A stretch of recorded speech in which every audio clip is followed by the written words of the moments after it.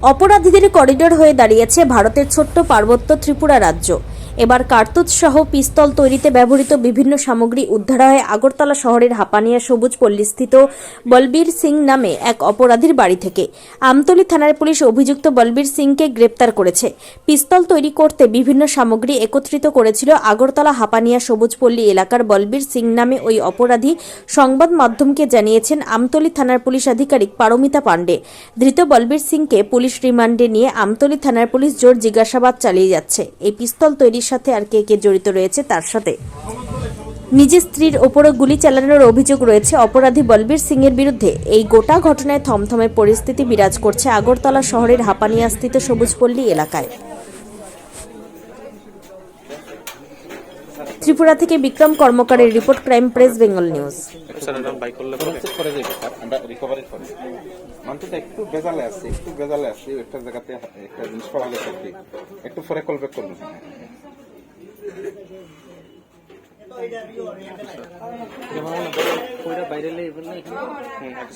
না ভিতরে তো দেখাই দিব স্যার, প্লিজ নাহলে প্লিজ চেঞ্জ হয়ে যাবে। ওকে আইন স্যার, আপনারা দুজন যান, দুজন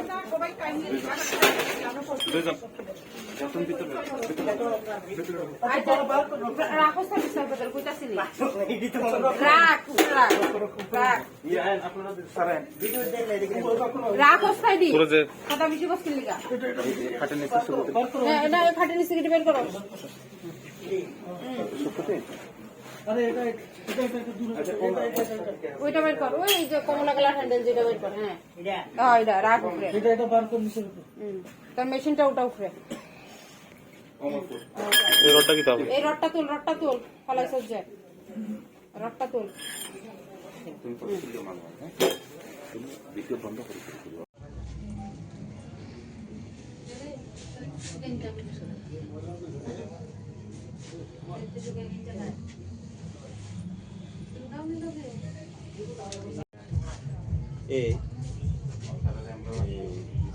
কার্টেস কেস, ঠিক আছে।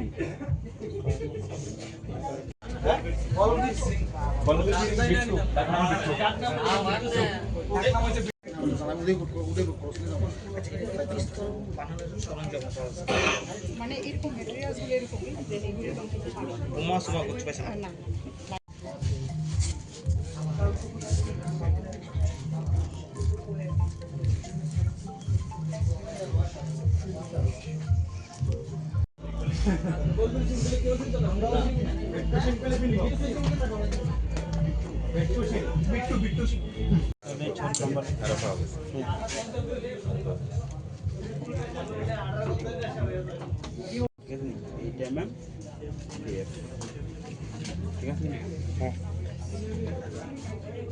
আচ্ছা এই কয়টা কোনছেন?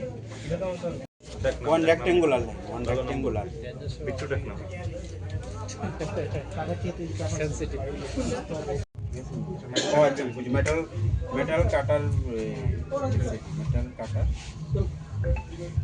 ঠিক আছে।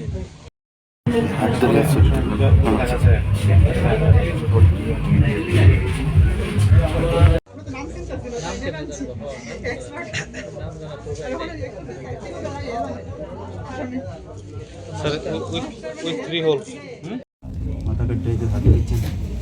আধা ঘন্টা হয়েছে নি? 12টা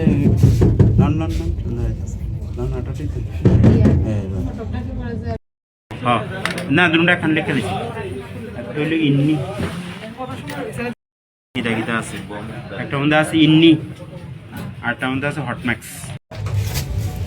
কি দাও করো আমার লগে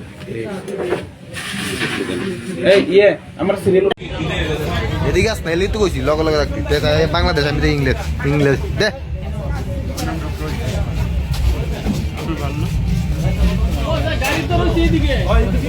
ভাই একটু বিচার।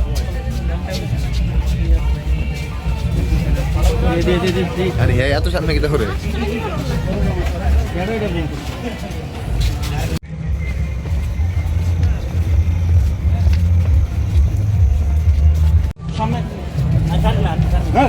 পিছো পিছো পিছো পিছো পিছো পিছো পিছো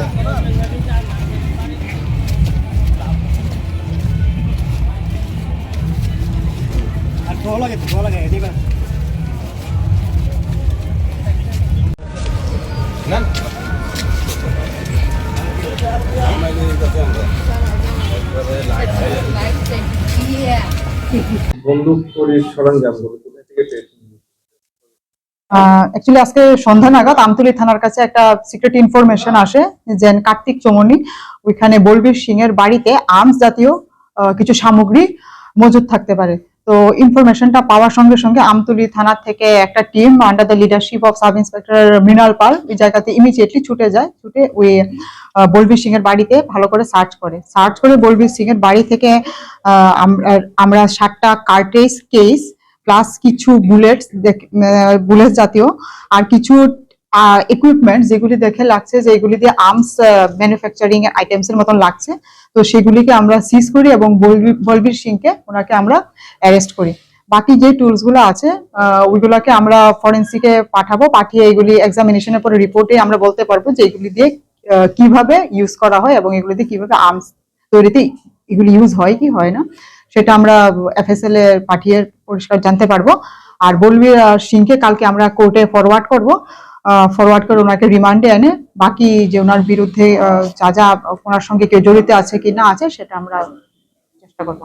বর্বর সিংহে উনি কি করেন বা এখানে কার্তিক জমিতে উনি থাকে, তো সেখানে ওনার বাকি ওনার ডিটেলসটা আমরা কি করে? সে এরকম কিছু করে না, সেই ইয়াতে নর্মালি থাকে। বন্দুক তৈরির সরঞ্জামের মধ্যে কি কি মানে উদ্ধার হয়েছে?